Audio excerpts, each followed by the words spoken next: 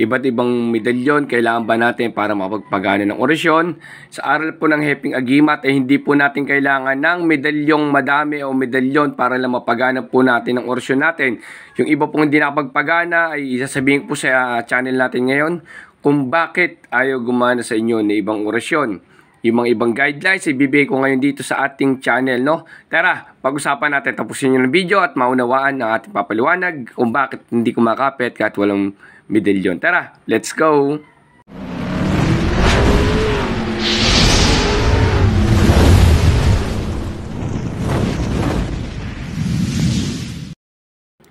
Yun, mapagpalang araw sa inyong lahat at naway ang blessing lahat ng Panginoon ay sa ating lahat. Ayan, sa paglilinis sa sarili. Sasagutin lang po natin yung katanungan ni Kuya na bakit di po kumapit sa kanyang orasyon, ginawa naman yung basbas sa tubig, no? Ito po, no? Papaliwanag ko sa inyo yung mga gawain po. Ito po yung kanyang katanungan ni Kuya. Ito, basahin nyo muna yung mga katanungan ni Kuya. Ayan po.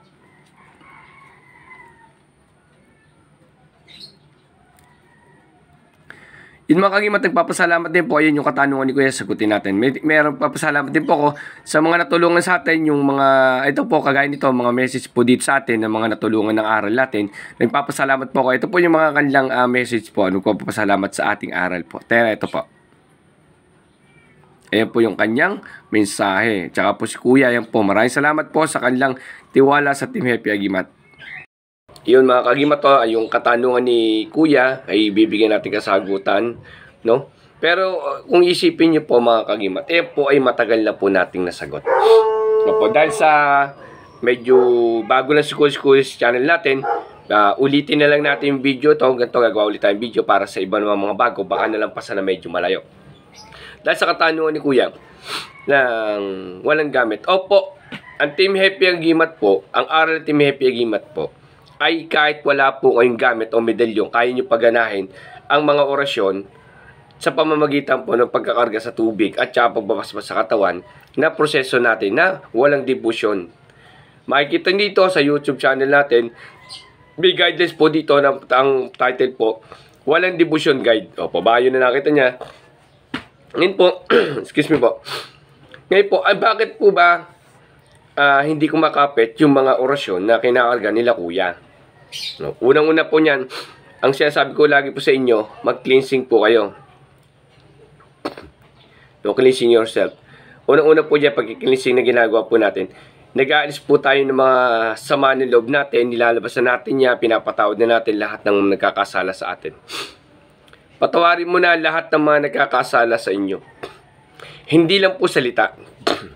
Minsan kasi salita, pinatawad ko na, pero sa puso mo, hindi.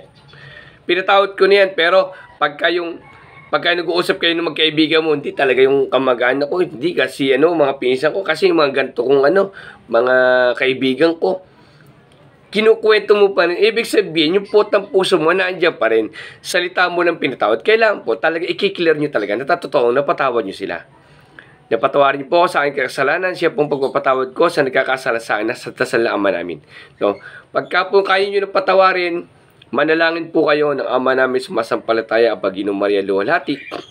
Ilabas nyo talaga lahat po ng sama ng loob nyo na, i-move out nyo na.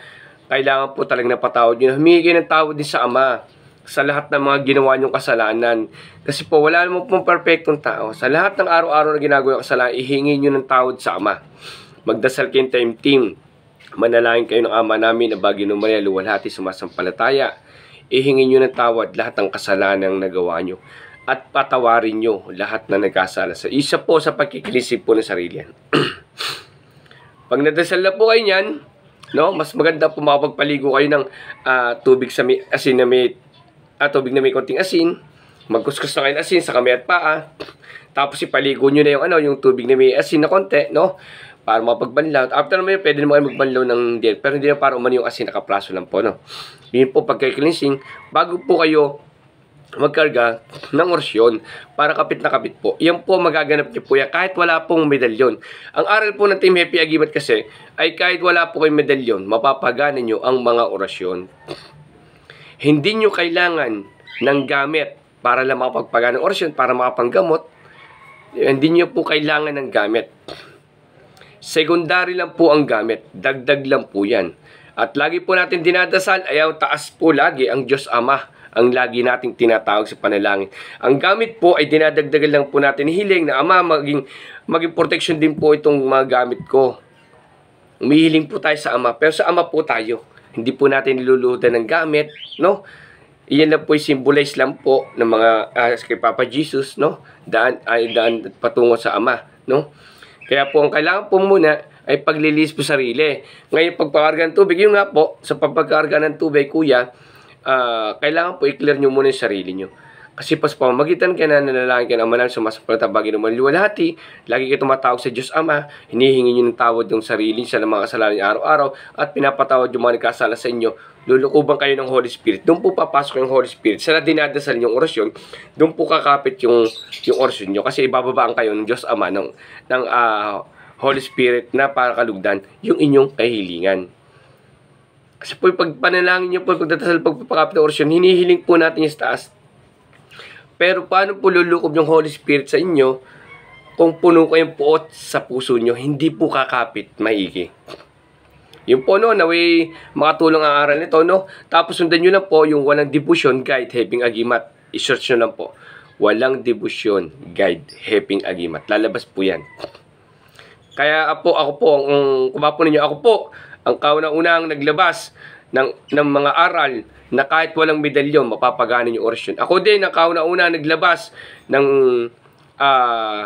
aral na kahit walang medalyon St. Benedict, mapapagana yung St. Benedict. Kasi po, sa aral po ng St. Benedict, ang sinasabi na pag wala kang St. Benedict na orasyon, hindi mo mapapagana ang orasyon ng St. Benedict. Pag wala kang medalyon ng St. Benedict, binago na po natin yan. Kahit wala kang medalyon, mapapagana nyo. Bakit po? Iyan po ginagawa ko at ginagawa ng grupo ng Team Heping Agimat.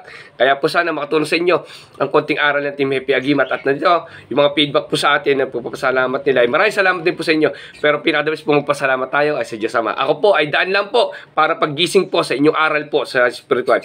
Tayo po ay pantay-pantay lang po. Nauna lang po akong nag-aral at may nanuklas bago po kayo.